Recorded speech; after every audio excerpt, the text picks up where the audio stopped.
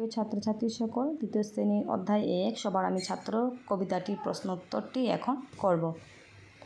প্রথম প্রশ্ন হচ্ছে, আকাশ আমাদের কি শিক্ষা দেয়?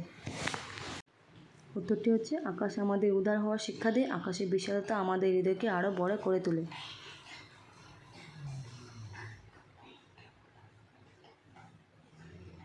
দ্বিতীয় প্রশ্নটি হচ্ছে, বায়ু ও পাহাড়ের কাছ থেকে আমরা কি শিখতে পারি? উত্তরটি হচ্ছে, বায়ুর কাছ থেকে আমরা কর্মী হওয়ার কর্মাঞ্চল হওয়া শিখি। পাহাড়ের কাছ থেকে আমরা বাকসংযম হওয়া শিক্ষা পেয়ে থাকি।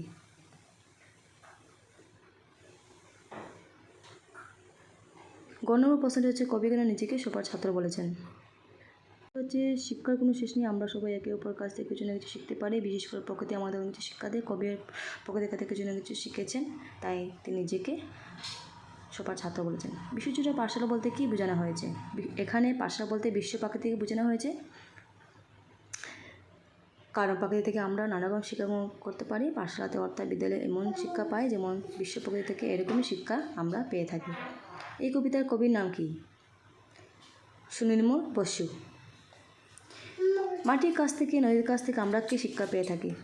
কাছে পাই সহিষ্ণুতা অর্থাৎ সহ্য করার শক্তি, আর নদীর কাছে পাই আপন বেগে অর্থাৎ নিজের মতো করে চলার শিক্ষা।